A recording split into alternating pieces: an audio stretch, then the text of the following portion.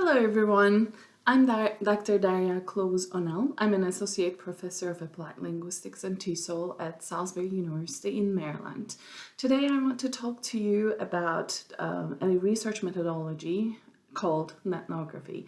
Netnography is an ethnographic research approach to study the culture of online communities. In other words, it is a research methodology that is conducted through computer-mediated communication technologies to arrive at an ethnographic understanding of online cultural phenomena. In literature, there are other terms used for this type of methodology, which are online ethnography, digital ethnography, and virtual ethnography, but in my research, I use online ethnography and ethnography interchangeably. The term ethnography is coined by Robert Kozinets, who is a professor at York University in Canada currently. He published a lot of articles and a book in which he is providing a lot of significant detail about the research methodology, about this research methodology that I recommend you to read. Netnography has mostly been used in marketing research. I adapted it and used it in my own research with an online community of practice of English language teachers. So in a sense, this methodology is very recent and very new in applied linguistic research. There are several important considerations to take into account when conducting ethnography.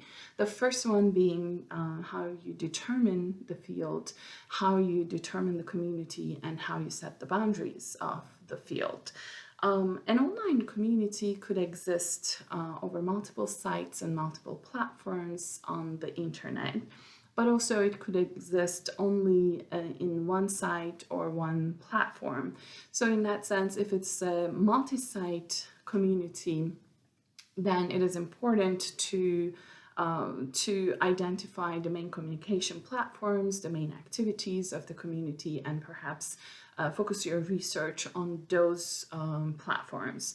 If it's one-site community that exists within the boundaries of one particular platform or a website, then that website or that site, that social media platform, sets the boundaries of your field in ethnography. The other important consideration is how you enter the community. So I would consider the entrance to the community as the start of one's research in the field with that community. And for ethical purposes, it is important to inform the founders or the coordinators of the community about your research purposes and that you are in that community and in that site mainly for the purposes of your research. But also before doing that, before starting your research with that community, I advise you to have a public website of your research that is open access, where you put all the information and maybe summaries of your research. If you have informed consents, copies of informed consent, that could go into that website that is available to community members at any time. Now, there are three important sources of data in ethnography. The very first one is, of course, participant observation, which is a key characteristic in ethnographic research, and this is no different in ethnography as well. But of course now, because everything is online, now you have online participant observation, which I also sometimes call online fieldwork. This means that as a researcher, you will participate and engage in events and activities of the community through computer-mediated communication technologies.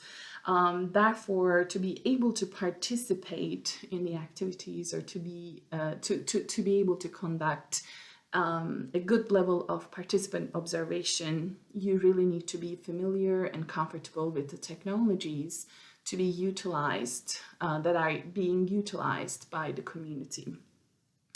Participant observation looks and feels a little bit different in ethnography as opposed to ethnographic research conducted in physical spaces.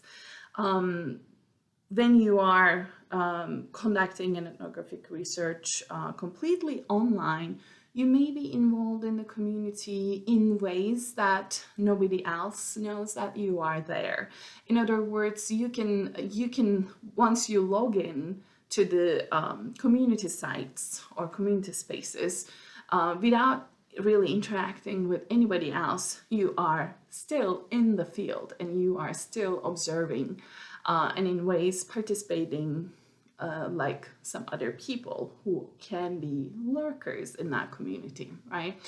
But in that sense, it's very important to be able to actively participate or to conduct active participant observation.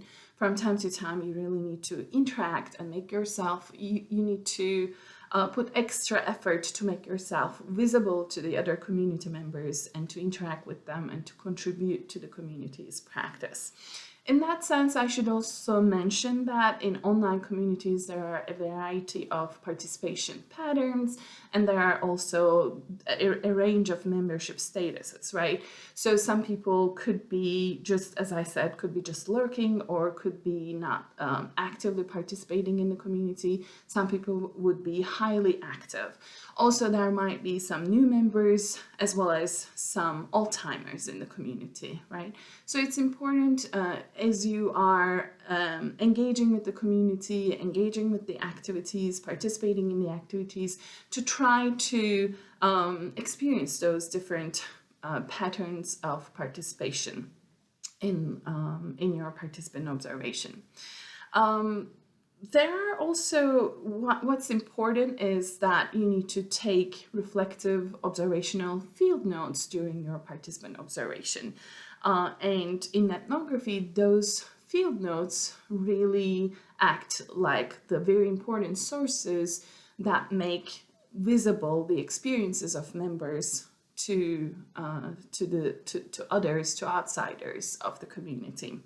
So the researchers should not only take notes of their observations of the interactions and the activities in the community, but also their reflections of their own experiences as they participate in those activities. So in that sense, it's really important to balance that descriptive observations as well as reflections of experiences. In ethnography, that could also be different kinds of observational and archival data. So the researcher could observe sites and platforms that are being utilized by the community, but at the same time, because much of the communication occurs text-based and stored on the internet, the researcher could also use those interactions as observational data, observe and write their reflections on those interactions in their field notes. So having said that, the other form of data source is archived data in ethnography. Because everything is stored on the internet, sometimes the researcher may think that, oh, I don't need to archive any data because they will be there whenever I need them. But that's not really the case because sometimes those links may go disabled, etc. So it's important to determine what to archive and archive those, and especially the text-based interactions for further in-depth analysis of them. But another important data source, archival data source, is the screenshots that you would take of the spaces and platforms and the sites of the community.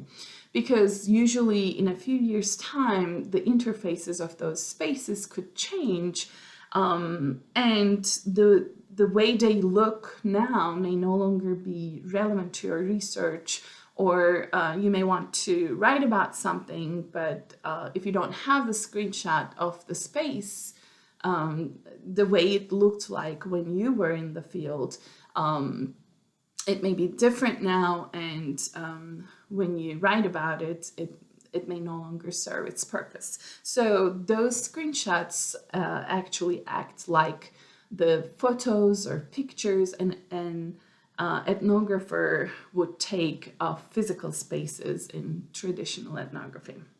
So the final source of data is the elicited data.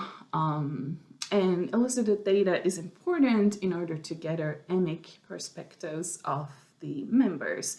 So that types of data refers to the kind of data the researcher collects from the community members based on his or her own research questions, and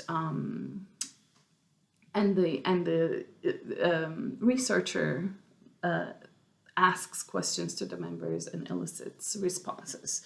Of course, this could be done in many ways in ethnography. You can do that through asynchronous communication tools, such as emails, discussion forums, or blogs, and like blog posts and responses and comments to the blog posts. It could also be done through synchronous communication ways, such as like audio-based tools, video conferencing tools that enable webcam or enable document sharing, as well as real-time chat, text-based chat. Here, what's important is to be able to identify key people like the founders or the leaders or the coordinators of the community to get some information about the history of the community, but also to be able to identify a variety, the different members who have different experiences with the community. So for instance, maybe a new member could be interviewed, or an old-timer's perspective would also be different. So it would be important to interview or to elicit some data from those people as well. So in that sense, a purposeful selection approach is very important in determining the interviewees. Of course, when conducting the interviews, you will again use different kinds of CMC technologies. So it is important to choose those ones that the members are already comfortable with or that are already used by the community members. I suggest in general, like especially for interview type of data collection, I suggest using webcam enabled technologies such as Skype or other types of video conferencing tools, because they enable the interview be richer. But of course, not all the members. This requires that you get familiar with the people, make them know about you, inform them about yourself, and build connections with them during your participant observation, because not all people will be comfortable with talking with you over a video-enabled tool. So in that sense, it's also acceptable to do other types of other types of elicitation techniques through asynchronous communication tools with those people who don't know you well, or who are not comfortable, or who don't want to spend lots of time with you over a video-enabled tool. In my own research, I did have informed consent forms for my participants, for my interviewees, but they did not require signatures because of their global locations around the world. But what I did was I made them available on my research site. And at the same time, during our oral interviews, I did get their verbal consents and recorded them during the interview. And one final step that is important to think about before starting your research is how are you going to exit the field, right? Because technically the community, the communication platforms of the community are just a click away from you. So perhaps like setting a timeline for your research and setting a time when you completely log off from all the communication sites and maybe unsubscribe from all the communication lists of the community would be a good idea, so that you only focus your analysis and your research on the data you have collected, and that your field work has a boundary, in other words. So these are, in my opinion, are the very important considerations to take into account before doing your research and while conducting your research in ethnography. But of course, your own research purposes, the intricacies of your own community of focus will also determine your approach to this methodology and perhaps like adapt it according to your own needs. So that's all, and thank you for listening. If you have any questions, please do not hesitate to contact me.